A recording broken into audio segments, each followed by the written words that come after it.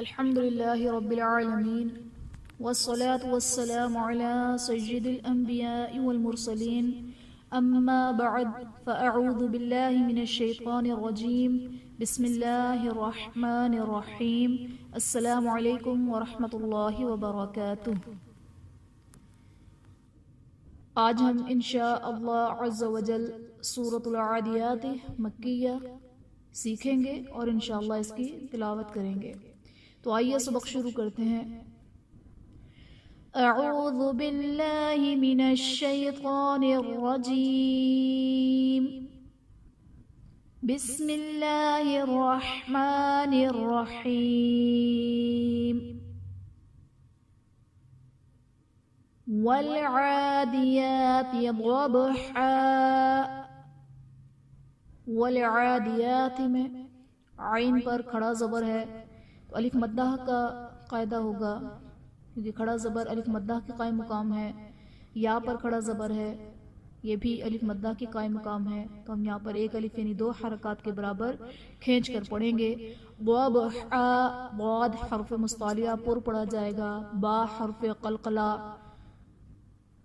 ساکن ہے تو یہاں پر قلقلہ خوب ظاہر ہوگا، اور وقف کی صورت میں دو زبر کی تنوین الف سے بدل دی جائے گی۔ فالموریات قدحا۔ فالموریات میں واو ساکن سے پہلے پیش ہے، واو مدہ کا قاعدہ ہے، یا پر کھڑا زبر ہے جو کہ الف مدہ کے قائم مقام ہے، تو یہاں پر ہم ایک الف یعنی دو حرکات کے برابر کھینچ کر پڑھیں گے۔ قدحا میں قاف حرف مستعلیہ پر پڑھا جائے گا، دال حرف قلقلہ ساکن ہے تو یہاں پر قلقلہ خوب ظاہر ہوگا، وقف کی صورت میں دو زبر کی تنوین الف سے بدل دی جاتی ہے۔ فالمغیرات صبحا۔ فالمغیرات میں یا ساکن سے پہلے زیر ہے، یا مدہ کا قاعدہ، اور غین حرف مستعلیہ ہے تو اسے پر پڑھا جائے گا۔ را پر کھڑا زبر ہے تو را کو پر پڑھا جائے گا۔ صبحا میں صاد حرف مستعلیہ پر پڑھا جائے گا، با حرف قلقلہ ساکن ہے تو یہاں پر قلقلہ خوب ظاہر ہوگا۔ فَأَثَرْنَ بِهِ نَقْعًا۔ فَأَثَرْنَ میں را ساکن سے پہلے زبر ہے، را کو پر پڑھا جائے گا، اور ثا بالکل نرمی کے ساتھ بغیر سختی اور بغیر سیٹی کے ادا ہوگا۔ فَأَثَرْنَ نہیں پڑھنا ہے بلکہ فَأَثَرْنَ بِهِ میں ہا کے نیچے کھڑا زیر ہے جو کہ یا مدہ کے قائم مقام ہے، اس لیے اسے ہم ایک الف یعنی دو حرکات کے برابر کھینچ کر پڑھیں گے۔ اور نقعا میں قاف حرف قلقلہ ساکن ہے تو یہاں پر قلقلہ خوب ظاہر ہوگا۔ فَوَسَطْنَ بِهِ جَمْعًا۔ فَوَسَطْنَ میں قا حرف قلقلہ ساکن ہے، یہاں پہ قلقلہ خوب ظاہر ہوگا۔ جمعا میں میم ساکن کے بعد عین ہے، اگر میم ساکن کے بعد حرف میم اور با کے علاوہ کوئی بھی حرف آ جائے تو وہاں پر اظہار شفوی کا قاعدہ ہوتا ہے، یعنی میم ساکن میں ہم غنہ نہیں کریں گے۔ ان الانسان لربه لکنود۔ ان الانسان میں نون مشدد ہے، یہاں پر غنہ کریں گے۔ انسان میں نون ساکن کے بعد حروف اخفا میں سے سین ہے تو یہاں پر اخفا کا قاعدہ ہوگا۔ لربہ میں را پر زبر ہے، را کو پر پڑھا جائے گا، با کے نیچے زیر ہے، با حرف قلقلہ مشدد ہے تو یہاں پر قلقلہ خوب جماؤ کے ساتھ ادا ہوگا۔ لکنود میں واو ساکن سے پہلے پیش ہے، واو مدہ کا قاعدہ ہے، اور حرف مدہ کے بعد دال وقف کی صورت میں ساکن ہو جائے گا، یعنی یہاں پر مد عارض کا قاعدہ ہوگا، اور دال جب وقف کی صورت میں ساکن ہوگا تو حرف قلقلہ جب ساکن ہوتے ہیں تو یہاں پر قلقلہ ہم خوب ظاہر کریں گے۔ وَإِنَّهُ عَلَى ذَلِكَ لَشَهِيدٌ۔ انہو میں نون مشدد ہے تو یہاں پر ہم خوب غنہ کریں گے۔ لشہید میں یا ساکن سے پہلے زیر ہے، یا مدہ کا قاعدہ ہے، اور حرف مدہ کے بعد جب عارضی سکون ہو، یعنی وقف کی وجہ سے جب ہم کسی حرف کو ساکن کر دیتے ہیں تو وہاں پر مد عارض کا قاعدہ ہوگا، اور دال جب وقف کی صورت میں حرف قلقلہ ساکن ہوگا تو یہاں پر ہم قلقلہ خوب ظاہر کریں گے۔ وَإِنَّهُ لِحُبِّ الْخَيْرِ لَشَدِيدٌ۔ انہو میں نون مشدد ہے، یہاں پر غنہ کریں گے۔ لحبل میں با حرف قلقلہ مشدد ہے، یہاں پر قلقلہ خوب جماؤں کے ساتھ ادا کریں گے۔ خیری میں خا حرف مستعلیہ ہے، پر پڑھا جائے گا، را کے نیچے زیر ہے، را کو باریک پڑھیں گے۔ لشدید میں یا ساکن سے پہلے زیر ہے اور وقف کی صورت میں دال ساکن ہو جائے گا، یہ حرف قلقلہ ساکن ہوگا تو یہاں پر قلقلہ خوب ظاہر کریں گے، اور وقف کی صورت میں مد عارض کا قاعدہ ہوگا۔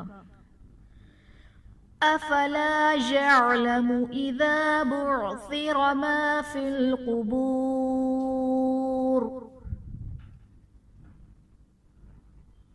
ما فی القبور میں قاف حرف مستعلیہ پر پڑھا جائے گا، واو ساکن سے پہلے پیش ہے، واو مدہ کا قاعدہ، اور وقف کی صورت میں را ساکن ہو جائے گا تو یہاں پر را کو ہم پر پڑھیں گے، باریک نہیں پڑھیں گے، اور یہاں پر مد عارض کا قاعدہ ہوگا۔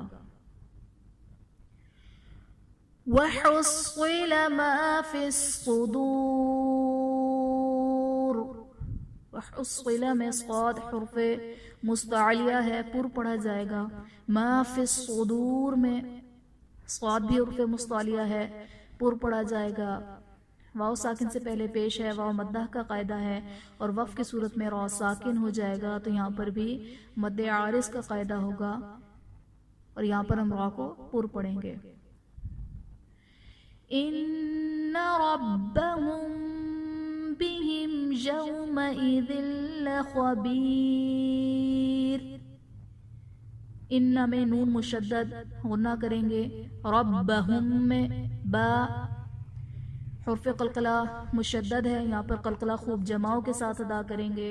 ربهم بهم میں میم ساکن کے بعد حرف با ہے، یہاں پر اخفاء شفوی کا قاعدہ ہوگا، یہاں پر میم ساکن میں ہم غنہ کر کے پڑھیں گے۔ بہم یومئذ میں میم ساکن کے بعد با اور میم کے علاوہ حرف یا ہے تو یہاں پر اظہار شفوی کا قاعدہ ہوگا، یعنی میم ساکن میں ہم غنہ نہیں کریں گے۔ یومئذ لخبیر میں دو زیر کی تنوین کے بعد حروف یرملون میں سے لام ہے تو یہاں پر ادغام بلا غنہ کا قاعدہ ہوگا، یعنی تنوین میں ہم غنہ نہیں کریں گے۔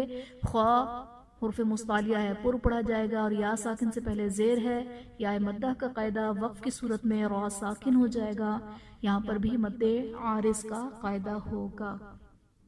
بسم اللہ الرحمن الرحیم۔